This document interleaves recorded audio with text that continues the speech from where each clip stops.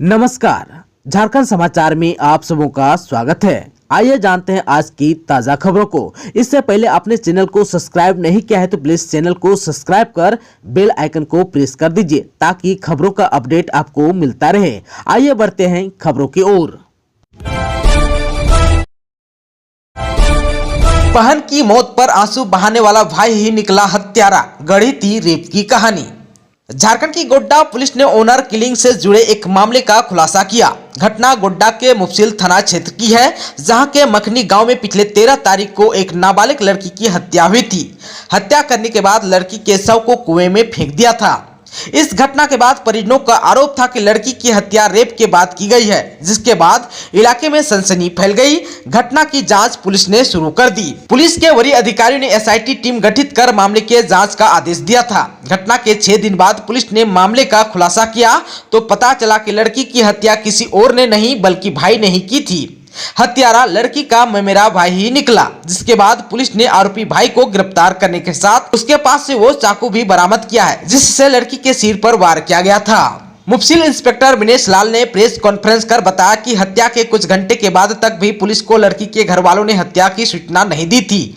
मामले की छानबीन के दौरान पुलिस को मृतक के ममेरे भाई पर शक हुआ और शक के आधार पर उससे पूछताछ शुरू की गई। पूछताछ के दौरान उसने कबूल किया कि उसने मृतक नाबालिग को किसी दूसरे लड़के के साथ देख लिया था, जिसके बाद इज्जत बचाने के लिए उसने लड़की के साथ मारपीट की और गुस्से में गला दबा दिया, जिससे उसकी मौत हो गई। भाई ने गुस्से में उसके सिर पर चाकू भी मारा और हत्या करने के बाद शव को कुएं में फेंक दिया। पुलिस ने बताया कि इस घटना के बाद रेप की झूठी कहानी भी गढ़ी गई थी, लेकिन पुलिस ने साक्ष्यों के साथ आरोपी को गिरफ्तार कर लिया है और अब जो है आगे की कार्रवाई कर रही है।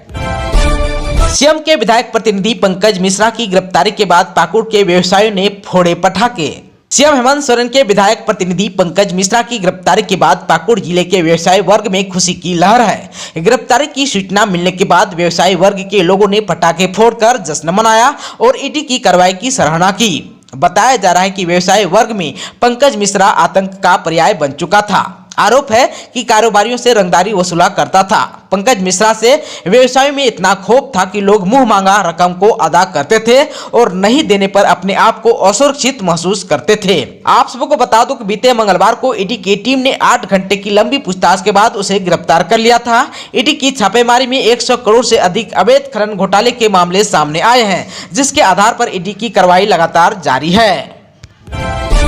संथाल परगना में सुखाड़ ने दी दस्तक, पाकुड़ को छोड़कर किसी भी जिला में धान की रोपाई शुरू नहीं। सावन महीना और बारिश के बजाय तेज धूप ने खरीफ की खेती को चौपट कर दिया। वैसे भी जुलाई माह में संथाल परगना के सभी 6 जिलों में हुई अब तक की वर्षपात सुखाड़ होने की आशंका को प्रबल कर रहा है। कृषि महकमा की अधिकृत रिपोर्ट्स के मुताबिक जुलाई माह में संथाल परगना में सामान्य वर्षपात 316.75 मिलीमीटर होने की संभावना रहती है, जबकि 20 जुलाई तक मात्र 34.51 मिलीमीटर ही बारिश हो पाई है, जो सामान्य वर्षपात का मात्र 10.90% है। जुलाई माह में भी उम्मीद के अनुरूप बारिश नहीं होने से न सिर्फ फसलों का बल्कि किसानों का चेहरा भी पीला पड़ने लगा है। इधर जो है कृषि महकमा भी सकते में आ गया है। कृषि विभाग के अधिकारियों ने भी सुखाड़ की स्थिति को भांपते हुए अब वैकल्पिक फसलों और कम पानी में होने वाली धान की खेती को बढ़ावा देने की रणनीति बना रहे हैं। इधर शुरुआती दौर से ही कमजोर मानसून के कारण खरीफ की खेती पर सीधा असर पड़ा है। धान, मक्का, दलहन, तिलहन और मोटे अनाज की खेती करने वाले किसान अब भी आकाश की ओर आशा की भाव से निहार रहे हैं। हाल यह है कि बारिश नहीं होने के कारण संथाल परगना के सभी जिलों में तय लक्ष्य के अनुरूप खेती होना तो दूर, अब तक रोपाई का काम भी ठीक से प्रारंभ नहीं हो सका है। मौसम विभाग की माने तो बुधवार 20 जुलाई की रिपोर्ट्स के अनुसार दक्षिणी झारखंड और उसके आसपास से पश्चिम बंगाल के गंगा तट के इलाके तक एक साइक्लोनिक सर्कुलेशन फैला हुआ है। साथ ही मानसून का एक टर्फ लाइन धनबाद होते हुए उत्तर पूर्वी पश्चिम बंगाल की खाड़ी तक जा रहा है। इनके प्रभाव से 23 जुलाई को राज्य के उत्तर पश्चिमी जिले यानी कि पलामू, गढ़वा, चतरा, कोडरमा, लातेहार तथा लोहरदगा, दक्षिणी जिला यानी कि पूर्वी एवं पश्चिमी सिंहभूम, सिमडेगा, सरायकेला खरसावां और मध्य जिला यानी कि रांची, बोकारो, गुमला, हजारीबाग, खूंटी और रामगढ़ में कहीं कहीं भारी वर्षा होने की संभावना है। 26 जुलाई तक राज्य के कुछ स्थानों पर हल्के से मध्यम दर्जे की वर्षा संभव है। दुमका पहुंचे सीएम हेमंत सोरेन, आज कई कार्यक्रमों में करेंगे शिरकत। सीएम हेमंत सोरेन बुधवार को दुमका पहुंचे। इस दौरान दुमका हवाई अड्डा में जिला प्रशासन की ओर से स्वागत और गार्ड ऑफ ऑनर दिया गया। गुरुवार को 401 करोड़ की योजनाओं का उद्घाटन और शिलान्यास करेंगे। वहीं गुहियाजोरी के संत जोसेफ स्कूल में स्मार्ट क्लासरूम का उद्घाटन करते हुए बच्चों के साथ संवाद भी करेंगे। साथ ही सर्वजन पेंशन योजना के तहत पुलिस लाइन में लाभुकों को पेंशन वितरित करेंगे। जेएमएम के नेता पंकज मिश्रा 6 दिनों के ईडी रिमांड पर स्पेशल कोर्ट में सुनवाई के बाद भेजा गया होटवार जेल। मनी लॉन्ड्रिंग समेत पत्थर खनन से जुड़े मामले के आरोप में गिरफ्तार जेएमएम नेता पंकज मिश्रा को प्रवर्तन निदेशालय ने 6 दिनों के रिमांड पर लिया है। पीएमएलए के विशेष न्यायाधीश ने पंकज मिश्रा को 14 दिनों के न्यायिक हिरासत में भेजने के आदेश दिया। साथ ही ईडी के आवेदन पर सुनवाई के बाद उसे 6 दिनों के पुलिस रिमांड पर देने का आदेश दिया। न्यायिक कार्रवाई पूरी होने के बाद उसे होटवार जेल भेज दिया गया। बीमार होने की वजह से उसे जेल अस्पताल में रखा गया है। ईडी द्वारा गुरुवार 21 जुलाई से उसे रिमांड पर लेकर पूछताछ किए जाने की संभावना है। उसे 26 जुलाई को कोर्ट में फिर पेश किया जाएगा। बता दें कि ईडी ने जेएमएम पंकज मिश्रा को 3:54 पर पीएमएलए के विशेष न्यायाधीश के कोर्ट में पेश किया गया। ईडी की ओर से कोर्ट को इस बात की जानकारी दी गई कि आरोपी जांच में सहयोग नहीं कर रहा है। अवैध खनन के सहारे अर्जित रुपयों का जायज करार देने के लिए अपनाए हथकंडों की जानकारियां आरोपी के पास है। वह खुद इस मामले में शामिल है। रांची के तुपुदाना थाना प्रभारी को पुलिस लाइन में संध्या टोपनो को दी गई श्रद्धांजलि।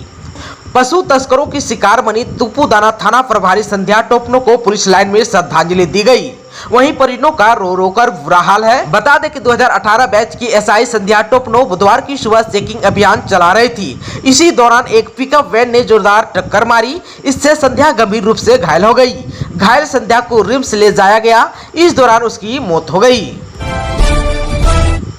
पेड़ की खो में छिपा कर रखे नक्सलियों के हथियार और गोला बारूद गुमला पुलिस ने किया है बरामद। गुमला पुलिस ने भाकपा माओवादियों के खिलाफ बड़ी सफलता हासिल की। पुलिस ने माओवादियों द्वारा छिपाकर रखा गया हथियार और गोला बारूद बरामद किया है। हथियार और गोला बारूद को एक पेड़ की खो में छिपाकर रखा गया था। हथियार और गोला बारूद बरामद करने के बाद गुमला और लातेहार जिले के 7 नामजद सहित 20 से 25 अन्य माओवादियों के खिलाफ प्राथमिकी भी दर्ज किया गया है। एसपी ने बताया कि बरामद हथियार में एसएलआर राइफल 1 पीस, 7.62 mm का 16 कारतूस, 0.303 इंच राइफल का 25 कारतूस, ओके 85 लिखा हुआ एक अन्य कारतूस, एसएलआर राइफल का खाली मैगजीन 1 पीस, 12 बोर का 2 कारतूस, लगभग 4 मीटर नीले रंग का सेफ्टी, नॉन इलेक्ट्रिक संख्या 27 डेटोनेटर 4 पीस, पाउच कैमोफ्लेज कपड़े का 1 set, wireless set 1 piece, Bharat की कम्युनिस्ट पार्टी यानी कि कोयला संघ जोनल कमेटी का लिखा हुआ 7 पीस लेटर पैड, काले रंग का प्लास्टिक जिसमें सभी हथियार और सामान को लपेटा गया था तथा लाल रंग की प्लास्टिक की रस्सी है। गढ़वा में बनेगा विमेंस कॉलेज, जिला कल्याण पदाधिकारी और सहायक पर होगी कार्रवाई, सीएम ने दी स्वीकृति। मुख्यमंत्री हेमंत सोरेन ने आज 2 अहम फैसले लिए। दोनों फैसले जनता के हित में है। उन्होंने नीलांबर पीतांबर यूनिवर्सिटी के तहत गढ़वा में विमेंस कॉलेज के निर्माण की स्वीकृति देते हुए महिलाओं की शिक्षा के प्रति गंभीरता से अवगत कराया। मुख्यमंत्री हेमंत सोरेन ने वित्त वर्ष 2022-23 में नीलांबर पीतांबर विश्वविद्यालय पलामू के तहत महिला महाविद्यालय गढ़वा के निर्माण की स्वीकृति दी। इसके लिए 13,61,70,700 रुपये की प्रशासनिक स्वीकृति प्रदान की। राज्य सरकार किशोरियों और युवतियों की शिक्षा को लेकर गंभीर है। युवतियों को उच्च शिक्षा प्रदान करने के लिए महाविद्यालय की स्थापना की जा रही है। साथ ही किशोरियों को बेहतर शिक्षा देने के लिए मॉडल स्कूल के तर्ज पर बालिकाओं के विद्यालय को विकसित किया जा रहा है। मुख्यमंत्री हेमंत सोरेन ने जिला कल्याण कार्यालय पलामू के सहायक मनोज कुमार और जिला कल्याण पदाधिकारी सुभाष कुमार पर भ्रष्टाचार निरोधक अधिनियम 1988 की धारा 7A के तहत कार्रवाई की भी स्वीकृति दी है। कल्याण मंत्री चंपई सोरेन ने लिया था संज्ञान, गुमला के अनाथ भाई बहन के घर पहुंचा प्रशासन। प्रभात खबर में अनाथ भाई बहन की खबर छपते ही सरकार हरकत में आई। मंत्री चंपई सोरेन ने मामले में स्वतः संज्ञान लिया। रायडी प्रखंड प्रशासन बच्चों के घर पहुंचे, खाने पीने के लिए अनाज दिया। वीडियो ने 2000 की मदद भी की। वहीं समाज सेवियों ने भी बच्चों की मदद की।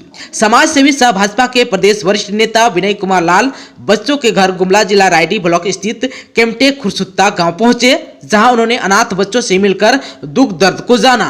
साथ ही मदद स्वरूप खाद्य सामग्री, कपड़े, चावल भी भेंट किया।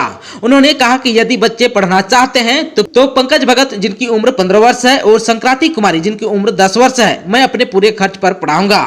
साथ ही जिस किसी चीज की इन बच्चों को जरूरत पड़ेगी उसे पूरा करूंगा। उन्होंने हर संभव मदद का आश्वासन भी दिया। उन्होंने कहा कि मैं उपायुक्त से मांग करता हूं कि अविलंब बच्चों का राशन कार्ड बनाते हुए आयुष्मान कार्ड बनाया जाए। साथ ही जो प्रधानमंत्री आवास योजना अधूरा है उसे पूर्ण कराया जाए। इन बच्चों को जो भी सरकारी लाभ हो वह मुहैया कराया जाए। झारखंड हाईकोर्ट का जज बनकर नौकरी दिलाने के नाम पर ठगी करने वाला गिरफ्तार, पैसा लेकर देता था फर्जी नियुक्ति पत्र। रांची के जगन्नाथपुर पुलिस ने मंगलवार को झारखंड हाईकोर्ट के जज बनकर लोगों के साथ ठगी करने वाला आरोपित अतुल शर्मा को गिरफ्तार किया है। थाना में आरोपी से पूछताछ की जा रही है। अतुल शर्मा के खिलाफ रितेश सिंह ने प्राथमिकी दर्ज कराई है। रितेश ने दर्ज प्राथमिकी में कहा है कि उसने शिव प्रसाद को किराया पर अपना घर दिया था। शिव प्रसाद के घर में अतुल शर्मा पहुंचा तो रितेश ने उनसे पूछताछ की। अतुल ने बताया कि वह झारखंड हाईकोर्ट में जज के पद पर कार्यरत हैं। इसके अलावा वह हाथ देखने का भी काम करता है। आरोपित खुद को जज बताकर रितेश को झांसा में ले लिया। आरोपित ने झारखंड हाईकोर्ट में नौकरी लगाने की बात कही।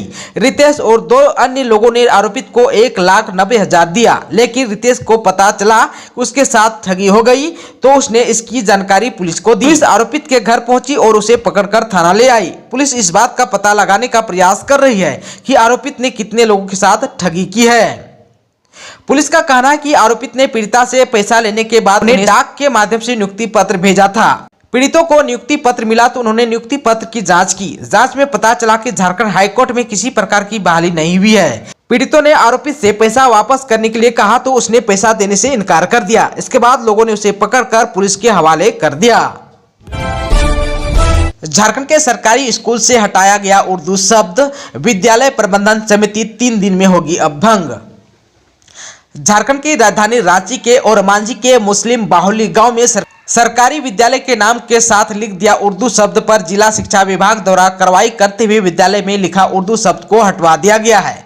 विभाग के निर्देश पर विद्यालय के एसएम अर्चना कुमारी ने काले रंग के पेंट से उर्दू शब्द को हटवा दिया। इसके अलावा विद्यालय के प्रबंध समिति को 3 दिन के अंदर भंग कर प्रबंध समिति का पुनर्गठन करने का भी निर्देश दिया गया है। इसमें कहा गया है कि पुनर्गठित समिति में पुरानी समिति का कोई भी सदस्य शामिल नहीं होना चाहिए।